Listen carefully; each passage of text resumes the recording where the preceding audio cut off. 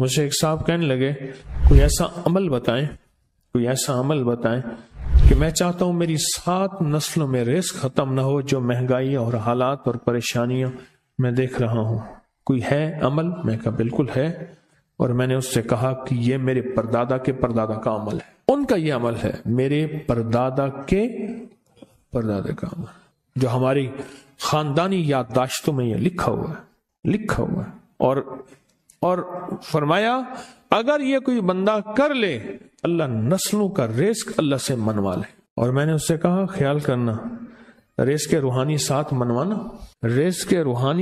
منوانا، ورنہ دولت مال چیزیں مل جائے گی، جس کے بارے میں کہا جاتا ہے کہ بعض بندے ایسے ہوتے ہیں اللہ پاک ان سے لقمے نہیں چھینتا، سجدے چھین لیتا ہے۔ اللہ ان سے لقمے نہیں چھینتا، کیوں؟ رزق جسمانی دوسرے لفظوں میں مل رہا ہے، اور رزق روحانی اللہ چھین لیتا ہے۔ یہ جو آج آپ بیٹھے ہیں تسبیح خانے میں اور میں بیٹھا ہوں، یہ ہم روحانی دسترخوان پہ بیٹھے ہیں۔ یہ بہت بڑا دسترخوان لگا ہوا ہے، یہ دسترخوان ہے۔ سنا ہے در یار پہ بڑی دھوم ہے، سنا ہے در یار پہ بڑی دھوم ہے، وہاں عاشقوں کا ہجوم ہے۔ یہ روحانی دسترخوان ہے، میں بھی خود محتاج ہوں، یہ روحانی دسترخوان ہے۔ تو میں نے اس سے عرض کیا کہ ایک دسترخوان نہیں مانگنا، دونوں مانگنا، رزق روحانی بھی، رزق جسمانی تو اس کو بھی ملتا ہے جس کو کلمہ نصیب نہیں ہوا، رزق جسمانی تو اس کو ہی ملتا ہے جس کو کملی والی کی غلامی نصیب نہیں ہوئی، رزق جسمانی تو اس کو ہی ملتا ہے جس کے ماتھے پہ شقاوت لکھی ہے، رزق جسمانی تو اس کو ملتا ہے جو اللہ کا نافرمان ہے، رزق جسمانی تو اس کو ملتا ہے جو اللہ کے وجود کا انکار کرتا ہے، رزق جسمانی تو اس کو ہی ملتا ہے جو آخرت اور قبر کا انکار کرتا ہے، رزق جسمانی تو اس کو ملتا ہے جو جنات اور برزخ کا انکار کرتا ہے، رزق جسمانی تو اس کو ملتا ہے جو خود کملی والے کی نبوت کا انکار کرتا ہے، وہ تو بے بہا لوگ ہیں، ان کو ملتا ہے۔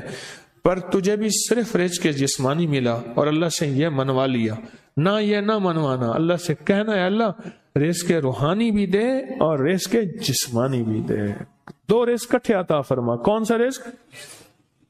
رزق اور رزق جسمانی بھی دے۔ کہیں ایسا نہ ہو کہ میری نسلوں میں صرف مال دولت اور چیزیں ہوں اور تیرا نام اور تیرے حبیب کا نام نہ ہو، تیرا نام اور تیرے کملی والے کا نام نہ ہو، تیرا نام اور تیرے دوستوں کا نام نہ ہو، تیرا نام اور تیری آل و اصحاب کا نام نہ ہو۔ کہیں ایسا نہ ہو میں محروم ہو جاؤں، مجھے آل اور محمد اور آل محمد اور اصحاب محمد کی نسبتیں یہ بھی ساتھ عطا کیے رکھ۔ میں نے اس سے کہا کہ 2 چیزیں مانگنا۔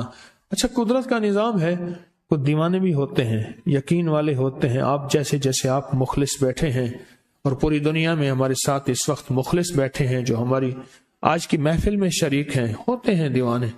مجھ سے کہنے لگا ایک وقت ایک جگہ ہو بہت بہتر۔ میں نے اس سے کہا، میں نے کہا پھر بھی اگر ایک وقت ایک جگہ میسر نہ بھی ہو تو اگر عمل کسی وقت چوک جائے، عمل کی جگہ چوک جائے، عمل کا وقت چوک جائے، مجبوری میں نہ ہو تو بہتر ہے، پر توجہ نہ چوکے، دھیان نہ جائے، استحضار نہ جائے، یقین نہ جائے، اور سچا یقین ہو کہ میرا اللہ خود کہتا ہے یہ مانگنا بھی تو اسی نے دیا ہے نا، جب اس کریم نے مانگنا ہی خود دیا ہے تو عطا بھی خود کرے گا۔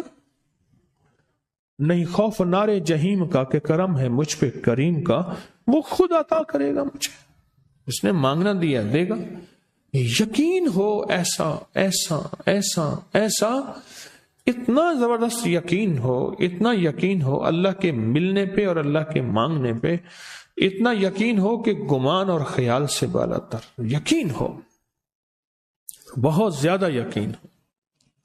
یاد رکھیے گا میری بات، میری طرف دیکھتے رہیں، یاد رکھیے گا جس کو ملا ہے یقین کی طاقت میں ملا ہے، اور جس سے چھنا ہے بے یقینی نے اس سے سب کچھ چھین لیا، بے یقینی نے اس سے سب کچھ چھین لیا۔ جس کو ملا ہے یقین کی طاقت سے ملا ہے، یقین ہو کہ میں کر رہا ہوں اور اللہ مجھے دے دے گا۔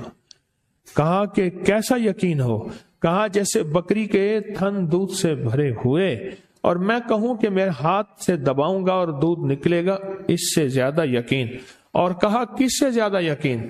کہا کہ ایک بڑا نوٹ ہو اور بڑا نوٹ کے اندر جو ہے ایک آنے کی چیز آنی ہے، تو میں کہوں گا اس سے تو اس کی نوٹ کے اندر تو ہزاروں آنے ہیں، اور میں ایک آنے کی چیز، ایک ٹکے کی چیز لوں گا اور میرا کام بن جائے گا۔ اس سے زیادہ یقین ہو، اور اس سے کہیں زیادہ یقین ہو کہ سخت پیاس ہے اور میں پانی کو دیکھوں، اور پانی کو دیکھتے ہی مجھے یقین ہو کہ اس سخت پیاس میں میرا پیاس بجھ جائے گی، پیٹ بھر جائے گا، اس سے کہیں زیادہ یقین ہو۔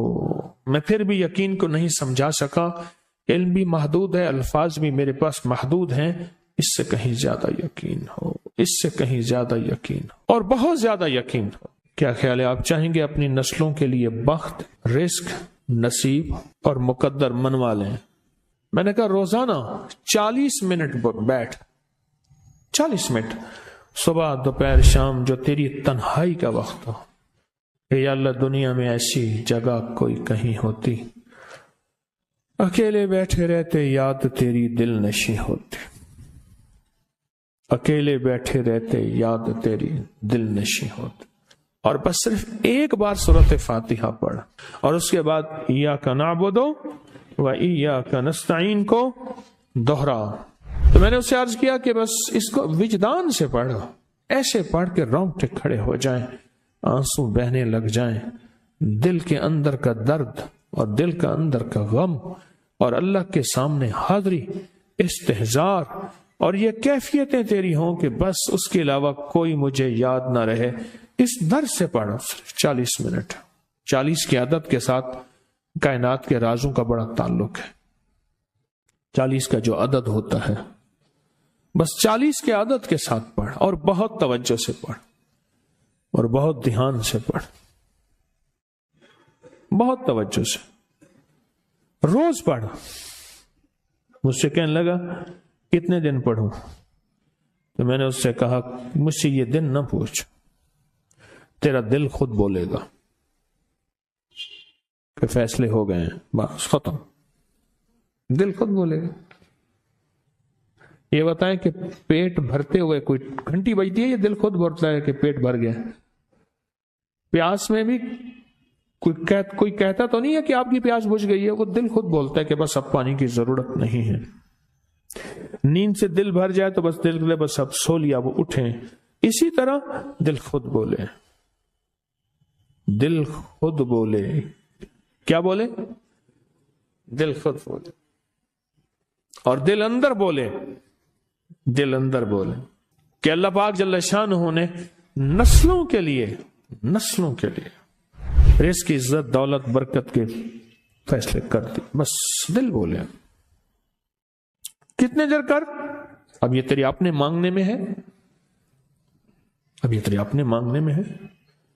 مانگنے میں کمی ہے تو دل نہیں بولے گا، اگر مانگے گا تو پتہ نہیں دنوں میں یا ہفتوں میں، جتنے میں دنوں میں فیصلہ ہو جائے۔